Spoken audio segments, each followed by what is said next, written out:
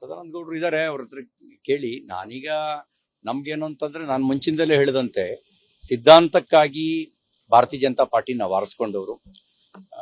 88ರಲ್ಲಿ ನಮ್ಮ ಮನೆಯಲ್ಲೂ ನಾನು ಒಬ್ಬಂಟಿಯಾಗಿದ್ದೆ ಬಿಜೆಪಿ ಆರಿಸ್ಕೊಂಡಾಗ. ಅದನ್ನ 10 ಬಾರಿ ನಾನು ಹೇಳಿದ್ದೀನಿ. ಹಾಗಾಗಿ ಅಂತ ಎಲ್ಲ ಸಂದರ್ಭಗಳಲ್ಲೂ ನಾವು ಅವತ್ತು ನಮಗೆ ಅಧಿಕಾರ ಮರೀಚಿಕೆ ಆಗಿತ್ತು. ಅಂದ್ರೆ ಒಂದು ಪಂಚಾಯತಿನೂ ಗೆಲ್ಲುವಷ್ಟು ಸಾಮರ್ಥ್ಯ ನಮ್ಗೆ ಇಲ್ಲದೆ ಇದ್ದ ಕಾಲದಲ್ಲಿ ನಾವು ಬಿಜೆಪಿ ಅಂತ ಆರಿಸ್ಕೊಂಡ್ರು ಸಿದ್ಧಾಂತಕ್ಕಾಗಿ. ಇವತ್ತು ದೇಶದಲ್ಲಿ ಒಳ್ಳೆ ಕೆಲಸವನ್ನು ಭಾರತೀಯ ಜನತಾ ಪಾರ್ಟಿ ನರೇಂದ್ರ ಮೋದಿಜಿ ಅವರ ನೇತೃತ್ವದಲ್ಲಿ ಮಾಡ್ತಾ ಇದೆ. ವಿಶ್ವದಲ್ಲೇ ಬಿಜೆಪಿ ಗೌರವ ಸಿಗ್ತಾ ಇದೆ. ಅಂತ ಸಂದರ್ಭದಲ್ಲಿ 2019ರಲ್ಲಿ ಕರ್ನಾಟಕದಿಂದ 25+1 26 ಸ್ಥಾನವನ್ನು ಗೆದ್ದಿದ್ವಿ. ಈಗ 28ಕ್ಕೆ 28 ಲೋಕಸಭಾ ಸ್ಥಾನವನ್ನು ಗೆಲ್ಲಬೇಕು, ಮೋದಿಯವರು ಪ್ರಧಾನಿ ಆಗ್ಬೇಕು ಅನ್ನೋದು ನಮ್ಮ ಅಪೇಕ್ಷೆ ಇದೆ.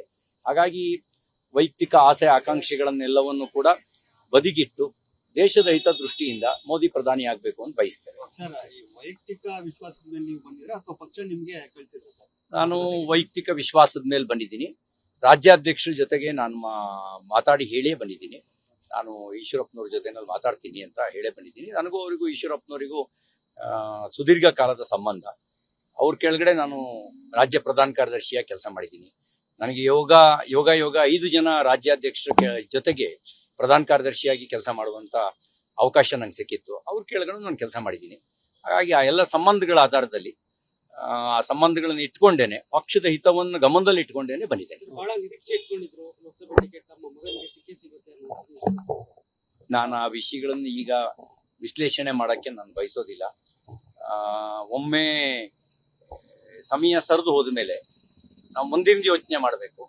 ಹಾಗಾಗಿ ನಾನು ಅದನ್ನ ಯೋಚನೆ ಮಾಡಕ್ ಹೋಗಲ್ಲ. ನಮ್ಮ ಮುಂದಿನ ಗುರಿ 28ಕ್ಕೆ 28 ಲೋಕಸಭಾ ಕ್ಷೇತ್ರವನ್ನ ಭಾರತೀಯ ಜನತಾ ಪಾರ್ಟಿ ಗೆಲ್ಸೋದಕ್ಕೆ ನಮ್ದೇನಾದ್ರು ಅಳಿಲ್ ಸೇವೆ ಅವಶ್ಯಕತೆ ಇದ್ರೆ ಅಳಿಲ್ ಸೇವೆ ಮಾಡೋದಷ್ಟೇ. ಸದಾನಂದ ಗೌಡರು ಕೂಡ ಸದಾನಂದ ಗೌಡರು ಇದ್ದಾರೆ, ಅವ್ರ ಹತ್ರ ಕೇಳಿ. ನಾನೀಗ ನಮ್ಗೇನು ಅಂತಂದ್ರೆ, ನಾನು ಮುಂಚಿಂದಲೇ ಹೇಳಿದಂತೆ ಸಿದ್ಧಾಂತಕ್ಕಾಗಿ ಭಾರತೀಯ ಜನತಾ ಪಾರ್ಟಿ ನಾವು ಆರಿಸ್ಕೊಂಡವರು. 88ರಲ್ಲಿ ನಮ್ಮ ಮನೆಯಲ್ಲೂ ನಾನು ಒಬ್ಬಂಟಿಯಾಗಿದ್ದೆ ಬಿಜೆಪಿ ಆರಿಸ್ಕೊಂಡಾಗ. ಅದನ್ನ 10 ಬಾರಿ ನಾನು ಹೇಳಿದ್ದೀನಿ. ಹಾಗಾಗಿ ಅಂತ ಎಲ್ಲ ಸಂದರ್ಭಗಳಲ್ಲೂ ನಾವು ಅವತ್ತು ನಮಗೆ ಅಧಿಕಾರ ಮರೀಚಿಕೆ ಆಗಿತ್ತು. ಅಂದ್ರೆ ಒಂದು ಪಂಚಾಯತಿನೂ ಗೆಲ್ಲುವಷ್ಟು ಸಾಮರ್ಥ್ಯ ನಮ್ಗೆ ಇಲ್ಲದೆ ಇದ್ದ ಕಾಲದಲ್ಲಿ ನಾವು ಬಿಜೆಪಿ ಅಂತ ಆರಿಸ್ಕೊಂಡ್ರು ಸಿದ್ಧಾಂತಕ್ಕಾಗಿ. ಇವತ್ತು ದೇಶದಲ್ಲಿ ಒಳ್ಳೆ ಕೆಲಸವನ್ನು ಭಾರತೀಯ ಜನತಾ ಪಾರ್ಟಿ ನರೇಂದ್ರ ಮೋದಿಜಿ ಅವರ ನೇತೃತ್ವದಲ್ಲಿ ಮಾಡ್ತಾ ಇದೆ. ವಿಶ್ವದಲ್ಲೇ ಬಿಜೆಪಿ ಗೌರವ ಸಿಗ್ತಾ ಇದೆ. ಅಂತ ಸಂದರ್ಭದಲ್ಲಿ 2019ರಲ್ಲಿ ಕರ್ನಾಟಕದಿಂದ 25+1 26 ಸ್ಥಾನವನ್ನು ಗೆದ್ದಿದ್ವಿ. ಈಗ 28ಕ್ಕೆ 28 ಲೋಕಸಭಾ ಸ್ಥಾನವನ್ನು ಗೆಲ್ಲಬೇಕು, ಮೋದಿಯವರು ಪ್ರಧಾನಿ ಆಗ್ಬೇಕು ಅನ್ನೋದು ನಮ್ಮ ಅಪೇಕ್ಷೆ ಇದೆ. ಹಾಗಾಗಿ ವೈಯಕ್ತಿಕ ಆಸೆ ಆಕಾಂಕ್ಷೆಗಳನ್ನೆಲ್ಲವನ್ನು ಕೂಡ ಬದಿಗಿಟ್ಟು ದೇಶದ ಹಿತದೃಷ್ಟಿಯಿಂದ ಮೋದಿ ಪ್ರಧಾನಿ ಆಗ್ಬೇಕು ಅಂತ ಬಯಸ್ತೇನೆ. ವೈಯಕ್ತಿಕ ವಿಶ್ವಾಸದ ಮೇಲೆ ನೀವು ಬಂದಿರಾ ಅಥವಾ ಪಕ್ಷ ನಿಮ್ಗೆ ಕಳಿಸಿದ್ರೆ ಸರ್? ನಾನು ವೈಯಕ್ತಿಕ ವಿಶ್ವಾಸದ ಮೇಲೆ ಬಂದಿದ್ದೀನಿ. ರಾಜ್ಯಾಧ್ಯಕ್ಷರ ಜೊತೆಗೆ ನಾನು ಮಾತಾಡಿ ಹೇಳೇ ಬಂದಿದ್ದೀನಿ. ನಾನು ಈಶ್ವರಪ್ಪನವ್ರ ಜೊತೆನಲ್ಲಿ ಮಾತಾಡ್ತೀನಿ ಅಂತ ಹೇಳೇ ಬಂದಿದ್ದೀನಿ. ನನಗೂ ಅವರಿಗೂ ಈಶ್ವರಪ್ಪನವರಿಗೂ ಸುದೀರ್ಘ ಕಾಲದ ಸಂಬಂಧ. ಅವ್ರ ಕೆಳಗಡೆ ನಾನು ರಾಜ್ಯ ಪ್ರಧಾನ ಕಾರ್ಯದರ್ಶಿಯಾಗಿ ಕೆಲಸ ಮಾಡಿದ್ದೀನಿ. ನನಗೆ ಯೋಗ 5 ಜನ ರಾಜ್ಯಾಧ್ಯಕ್ಷರ ಜೊತೆಗೆ ಪ್ರಧಾನ ಕಾರ್ಯದರ್ಶಿಯಾಗಿ ಕೆಲಸ ಮಾಡುವಂತ ಅವಕಾಶ ನಂಗೆ ಸಿಕ್ಕಿತ್ತು. ಅವ್ರ ಕೆಳಗಡೆ ನಾನು ಕೆಲಸ ಮಾಡಿದ್ದೀನಿ.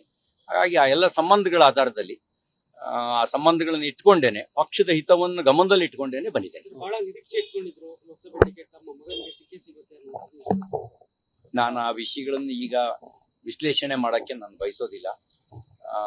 ಒಮ್ಮೆ ಸಮಯ ಸರಿದು ಹೋದ ಮೇಲೆ ನಾವು ಮುಂದಿನ ಯೋಚನೆ ಮಾಡಬೇಕು. ಹಾಗಾಗಿ ನಾನು ಅದನ್ನ ಯೋಚನೆ ಮಾಡಕ್ ಹೋಗಲ್ಲ. ನಮ್ಮ ಮುಂದಿನ ಗುರಿ 28ಕ್ಕೆ 28 ಲೋಕಸಭಾ ಕ್ಷೇತ್ರವನ್ನ ಭಾರತೀಯ ಜನತಾ ಪಾರ್ಟಿ ಗೆಲ್ಸೋದಕ್ಕೆ ನಮ್ದೇನಾದ್ರು ಅಳಿಲ್ ಸೇವೆ ಅವಶ್ಯಕತೆ ಇದ್ರೆ ಅಳಿಲ್ ಸೇವೆ ಮಾಡೋದಷ್ಟೇ. ಅನುಕ್ಷಣದ ಸುದ್ದಿಗಳಿಗಾಗಿ ವಿಸ್ತಾರ ನ್ಯೂಸ್ ಯೂಟ್ಯೂಬ್ ಚಾನೆಲ್ ಸಬ್ಸ್ಕ್ರೈಬ್ ಮಾಡಿ. ಹೊಸ ಸುದ್ದಿಗಳ ನೋಟಿಫಿಕೇಶನ್ಗಾಗಿ ಬೆಲ್ ಐಕಾನ್ ಕ್ಲಿಕ್ ಮಾಡಿ. ಲೇಟೆಸ್ಟ್ ಅಪ್ಡೇಟ್ಸ್ಗಾಗಿ www.vistaranews.com ವೆಬ್ಸೈಟ್ಗೆ ವಿಸಿಟ್ ಮಾಡಿ. ಅಂಗೈಯಲ್ಲೇ ಜಗತ್ತಿನ ಸುದ್ದಿ ತಿಳಿಯಲು ವಿಸ್ತಾರ ನ್ಯೂಸ್ ಕನ್ನಡ ಆಪ್ ಡೌನ್ಲೋಡ್ ಮಾಡಿ.